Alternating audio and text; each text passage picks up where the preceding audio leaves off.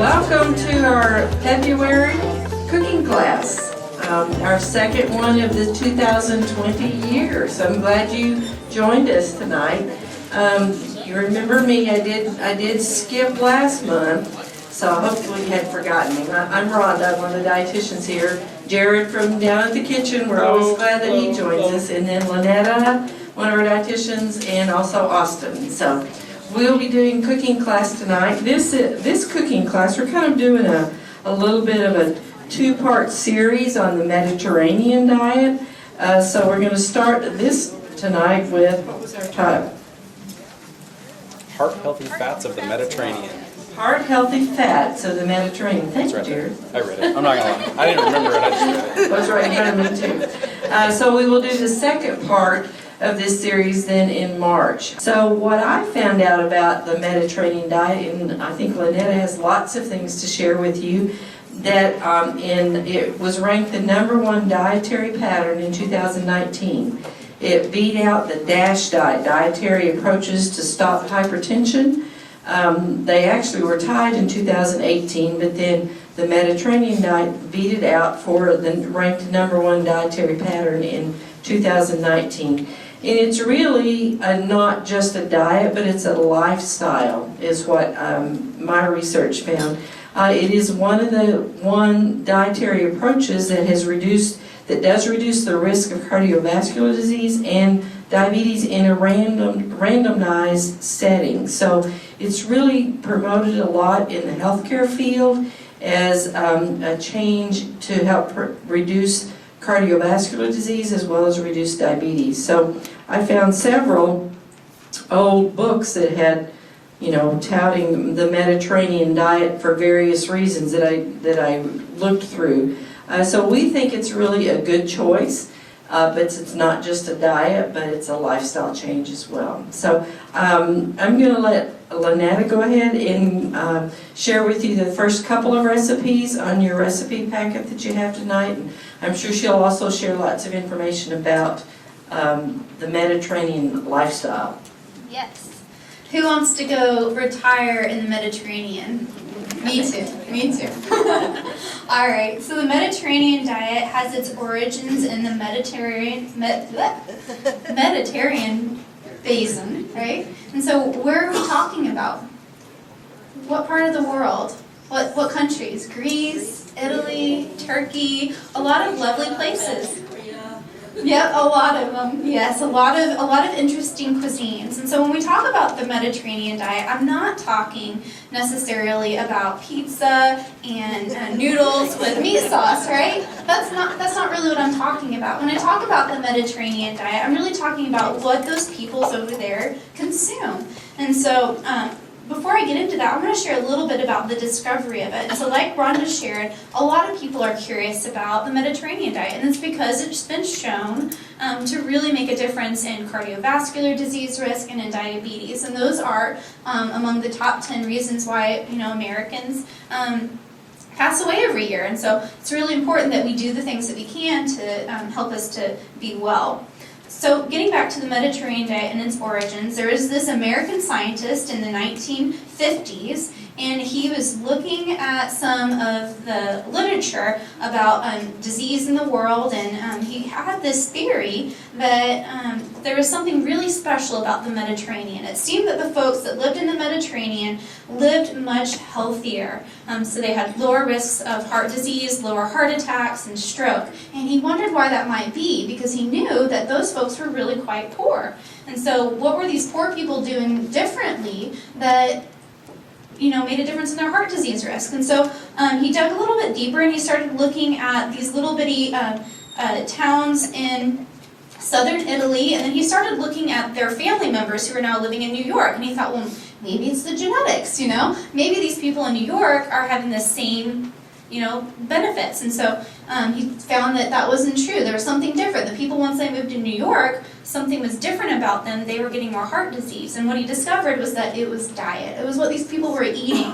And so the thing that makes the Mediterranean diet so special is the diet of whole grains. So we're talking about whole grain pastas and bread.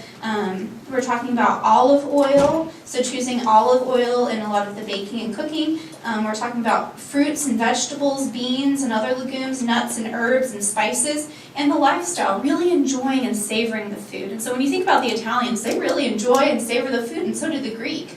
And so that's something that Americans, that we kind of rush around and we don't always enjoy what we eat, right? We eat in the car and don't really pay attention. So it's that lifestyle of really enjoying what you're eating, getting back to nature, eating a lot of complex carbohydrates, high in fiber, high in nutrients, and that's really what made the difference. So this first recipe is a great example of that. It's the Mediterranean chickpea salad. And if you look at this recipe, it's rich in all those things that I just mentioned, right? We've got chickpeas, we've got our legumes, we've got cucumbers, bell peppers, onions, so a lot of vegetable. And then we've also got that olive oil that I mentioned. So if you look down in the dressing, a half a cup of olive oil, and we've got a lot of herbs. So those are all components of this Mediterranean diet. Another thing that Ansel Keys and researchers today have noticed is that in the Mediterranean diet, it really focuses on something called plant-based proteins. So plant-based proteins are proteins that you find in plants, right? So things that we find in these chickpeas, we find the protein content there. And if you look down at the nutrition information, there's quite a bit of protein, 10 grams per 1 cup. It's rich in fiber, and it's rich in that monounsaturated fat coming from that olive oil. So when you choose a diet that's rich in plant-based proteins and these nutrients, you'll find that a lot of times it will lower your risk of cardiovascular disease. And the reason being is that those plant-based proteins, what are they really low in? They're low in saturated fat. Saturated fat is what we find in a lot of animal proteins, right? It's what we find in beef and pork and in chicken. In beef and in pork, it's that white marbling that you find in the meat, or the white fat on the outside of that cut of meat, what you find in bacon. In our poultry, it's what you find in the skin, right? In plant-based proteins, you don't often find that saturated fat. It's not there. And so that's one way you can reduce your risk of cardiovascular disease, is choosing more plant-based proteins, because the fact that there's not saturated fat. And then two, they're really high in fiber. That fiber helps lower total blood cholesterol for a lot of folks. It'll help your body get rid of that cholesterol that leads to the risk of clogged arteries. Really, really easy, very simple. When it comes to vegetables in a salad, you're going to cut them a little bit differently than you will other ingredients, right? You want them to be bite-sized. You don't want them to be too small, and then those flavors kind of get lost, right? So normally, if we were going to cut a bell pepper or a red pepper, I just did it because we have green cutting boards, so I did red pepper instead of a green bell pepper, so it shows up a little bit better on the camera. You're going to want those bites to be a little bit bigger than you would if you were to dice this up to put it into a soup or a stew or any other type of recipe, right? Now there's, I think, probably 1 billion different ways to clean bell peppers and to cut bell peppers, and they're all effective. Some are more wasteful than others, which is kind of a pet peeve of mine, is not wasting what you don't have to. And so I take mine and cut them right down the middle, pull the seed pod and the core out, try to get as much of those seeds out of there as possible. Rinsing that inner area out is really, really effective too. It helps kind of get rid of all those. And then we're just going to cut these into strips that are no more than probably 1/4 of an inch wide. And sometimes on the bottom of your peppers, I don't know if you guys can see this or not, see where it's getting kind of brown? So whenever these over ripen, they'll usually split right where the different lobes of that pepper come together, and it'll just start to deteriorate a little bit. There's nothing wrong with it, so if you miss it, it's not a big deal, but it just doesn't look as appetizing. So once we get our cuts the way we want them, then we can begin to cut those into those nice size portions that we would want in our salad. And if you're not a fan of green bell peppers, you can use really any pepper in this recipe. I know some are sweeter than others, but But as far as the flavor profile in this particular recipe, it's not going to make any difference how you go. Sometimes you may want to do different colors just based off of how the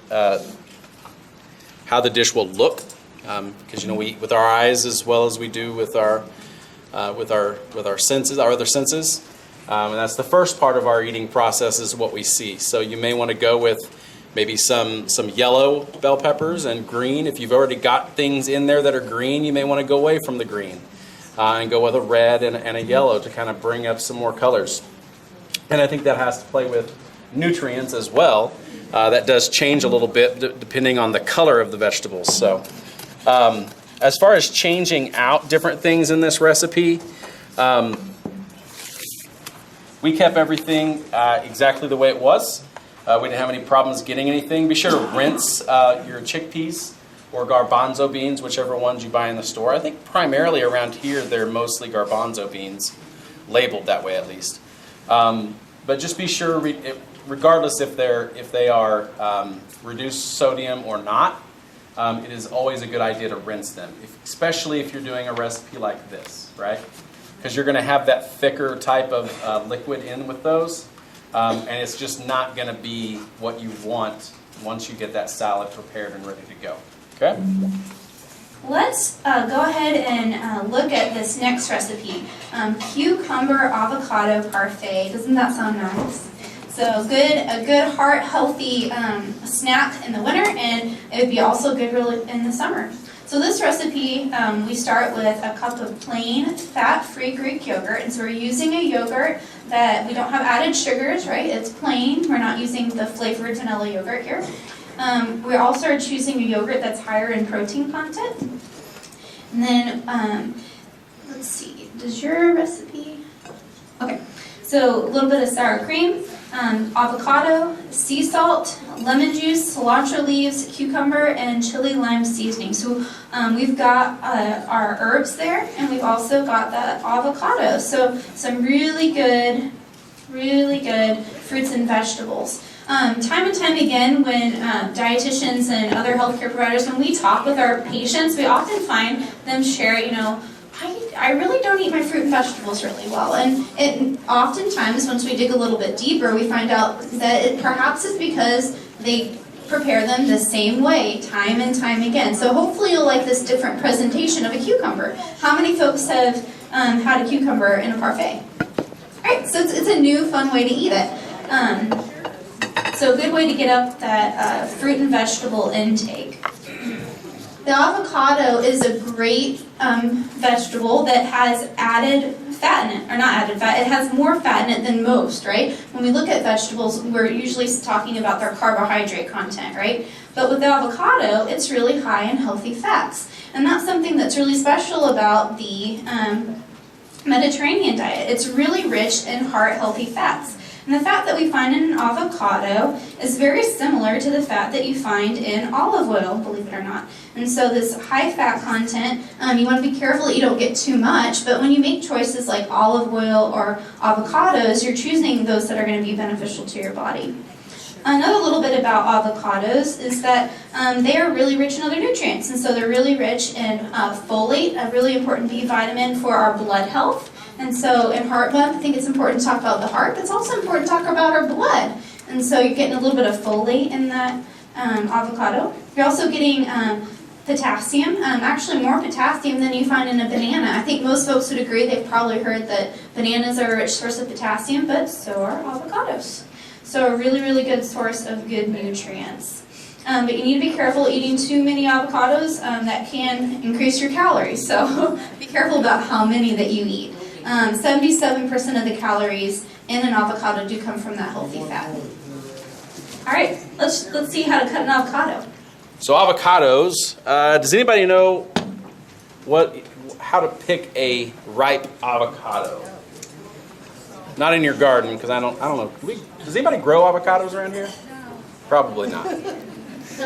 I heard it takes a lot of time and a lot of water. I wish I had the information on what it takes to grow one avocado, but it's astronomical the amount of water it takes to make one avocado through the course of the tree's growth and and then through the growing season where they're producing fruit, it's a lot of water. So if you go to the store to buy an avocado, how do you pick one? Dark and soft, right? Dark and soft. Another thing, if you look at this avocado, you're going to notice, I don't know if you guys can see that or not, there's a lot of ridges. Now, of course, avocados are usually bumpy. I think you were saying earlier that you've heard them called Alligator pears. Alligator pears, there you go. Which makes sense because they kind of have that same texture, right, on their backs. But what you don't want is you want to kind of steer away from a lot of these big ridges, okay? And why that is I'll show you whenever we go to cut into this. More than likely, there's going to be some, I'll just show you. It's hard to explain. But it makes it kind of a pain whenever you're wanting to just eat your avocado whole. Should be very easy to cut through the skin, right? Should be able to pop over. We just want to tap that seed. There it is. Seeds out. Avocado's ready to go. And I didn't bring a spoon. Does anybody got a spoon? There we go. That'll work. Thank you. Usually the flatter the spoon, the better. These plastic spoons are a little bit concave, so they may be a little bit more difficult. But you're really just going to want to kind of get right underneath that skin, in between the meat. And once you get in, it becomes a lot easier. There's that. Yep, and there's where our problem lies. It's almost like these folds inside that you see there. It's almost like the fruit grows inside of those folds as well. So whenever you go to try to get the fruit out, it wants to stick really bad. There's almost like a little bit of a harder portion anywhere where those big ridges are. So like I said, you just want to move that skin away up here at the front.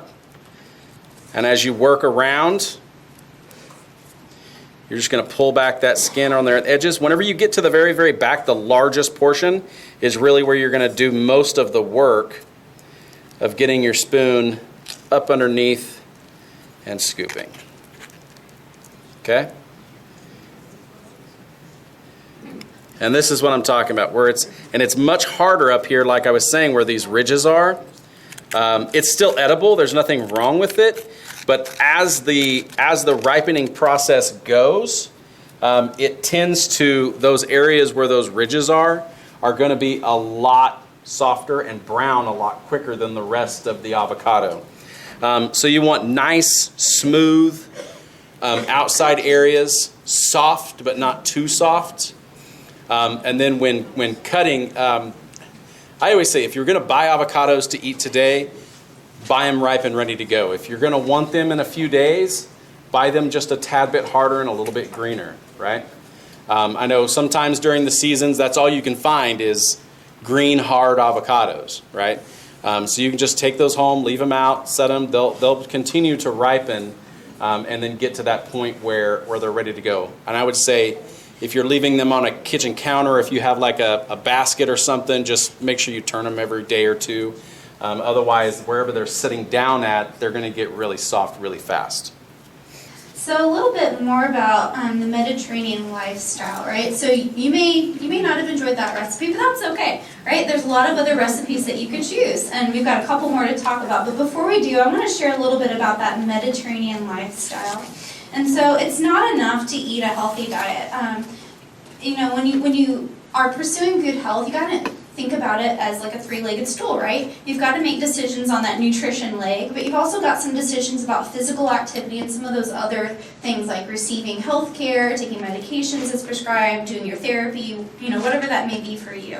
So it's not enough to just have that one leg of the stool, right? Nutrition's not enough on its own. If you sit on that stool and are anticipating good health because you're doing all the nutrition things right, you're going to fall down. So with the Mediterranean lifestyle, it's really important that you include physical activity. And so when we talk about things like heart disease, it's really important to lower your total fat intake, make healthy choices as far as the kinds of fats that you're choosing, choose fiber-rich foods, increasing fruit and vegetable intake, but it's really important to get that good physical activity.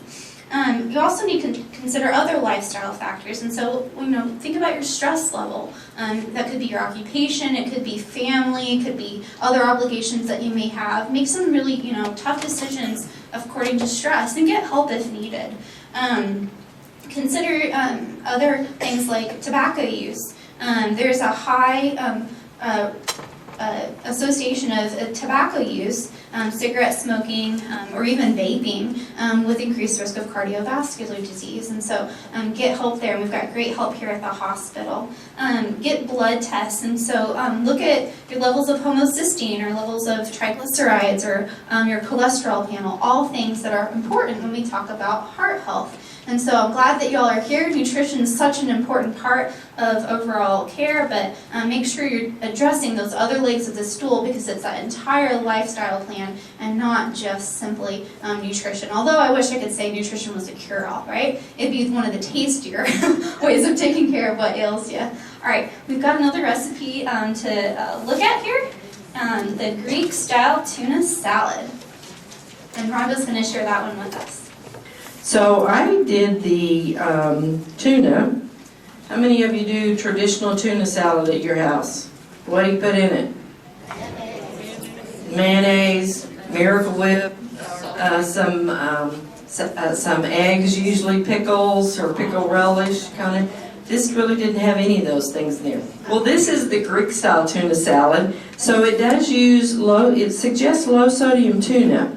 So that's what I did at home. I bought, a couple of cans of the low sodium tuna, and when I looked on the label, there are 2 servings in this can, and there were 130 milligrams or 120 milligrams of sodium that this called for. So I just compared it to one of the other tuna cans that was on the shelf, and so this does not say anything about being low sodium. And when I looked at the serving size, same portion size as the other can, there was 140 milligrams. So this is not labeled as low sodium because I think it has to be 130 milligrams or less in a serving, but 140 is not too far from that. So I would encourage you to always look at the labels. And I don't remember my cost difference if there was one. But you might be able to still just use the regular one because there's only 20 milligrams difference, and if there's a cost difference, I would go with this one. So make sure you look at your labels and see if if the other one is almost low sodium, which I would count this one as almost low sodium. So I did low sodium tuna in it. I did the grapes, or the grape tomatoes, the cucumbers. Have you noticed we've used cucumbers a lot? So those of you that do a garden this year, this is where you can get rid of some of those cucumbers because you have plenty, right? So use those in some of these Mediterranean recipes. The olive oil and the lemon juice were the only liquid because it drained the tuna. I think pick up a little liquid overnight with my cucumbers, although I chopped them up. So I really liked this one because of the appearance. Those red tomatoes in with that tuna looked really nice, I thought. Cucumbers, that gave it a different flavor as well. So I thought this was a really good way to use tuna, but add, not put my hard-boiled eggs in there, not put my mayonnaise in there, but do some other things as well. It was really light tasting, I thought. So what would you suggest on preparation with some of these things, Jared? Well, if you're using fresh parsley, you can use absolutely all that comes in the stock. I personally don't like to use any stock bigger or round than this right here. And I'll be really honest with you guys, there's no science to it. I wish I could tell you there was some great scheme as to why I don't. I just don't like to. Because most of the time you're wanting that parsley. Have you ever just ate parsley? Right, it just doesn't really taste that great. Right? Kind of tastes like grass. Not that I've ever ate grass, because I've ate grass, all right? But just, you're really doing it for look more than you are for flavor. It does have some bitterness to it that is essential in recipes. So I'm not saying that it's just for aesthetics, but yeah, like I said, I prefer just to kind of cut that larger pieces away, which totally contradicts some of our old cooking class recipes that we've done of using everything. But really, once you get that, I like to get it into a nice tight pile. Go through with my knife, just making nice cuts through. Quick question. Yes. On the last recipe, it had cilantro. Is that what you do with the cilantro too? Same thing with the cilantro. Yeah. Same thing with the cilantro. I believe with it, I cut it down some and then put it in the blender the rest of the way. And that's just because that's what the recipe had called for. But you get that parsley nice and small. And as long as the parsley is not overly ripe, I guess you could say. When it gets really close to getting spoiled, that's whenever you get a breakdown of the stem, and then it starts adding a lot of moisture to it. So when you chop your parsley, if it's nice, good parsley, it still should be pretty dry. Very minimal amount that's going to stick on your hands and to your cutting board. The other thing is, a lady that used to work with us here in the kitchen taught me this trick a long time ago, and I'm going to teach it to you because it's the fastest, easiest way to cut cherry tomatoes. Get a lid or a Tupperware container, something small, and just pile them in there, right? Get them in there nice and full. Sometimes smaller ones like this you may want to set on end, right? And then you're just going to put another one on top of it. Cut straight across, and you're ready to go.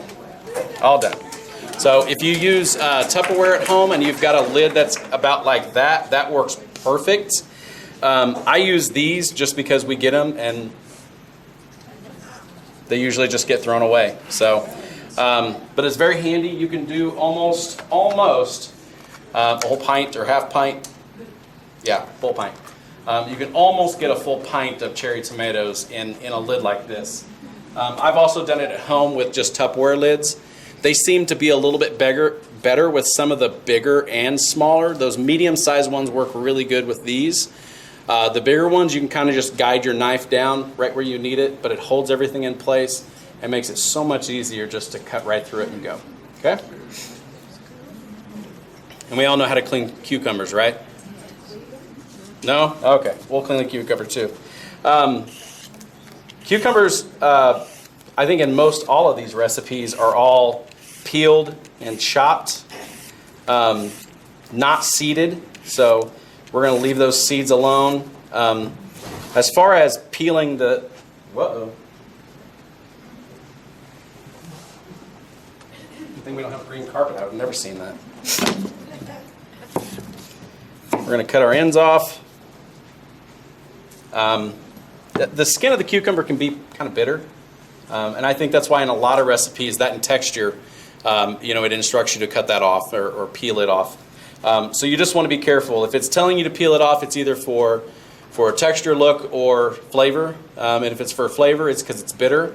So you'll want to watch for areas that are a little bit dark steel. And you may want to just run one quick over that and get rid of some of that darker area. And then so that way you know that you're not going to have any super, super bitter cucumber in your salad. Whoa. I got tried getting in there, didn't he? We're just going to cut this in half. Lay it over. Straight down. Straight down. And again, these are for a salad, so it's not something that's going to be cooking. So you still want them to be uniform, but you don't have to be quite so precise whenever you're cutting for a salad or something like that. So, and then you're just going to chop. Again, you want to keep them nice bite-sized pieces.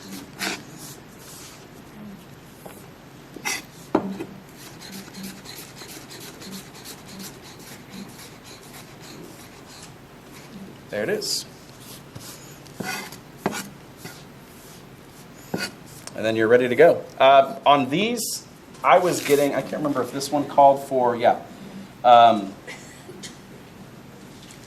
with a cucumber that size, which I would consider about a medium to large size cucumber, I was getting right at 2 cups per cucumber. So I don't know if that helps you with other recipes that you do, but a cucumber that size, I'm getting right about 2 cups, just a hair under, with each one that I chop.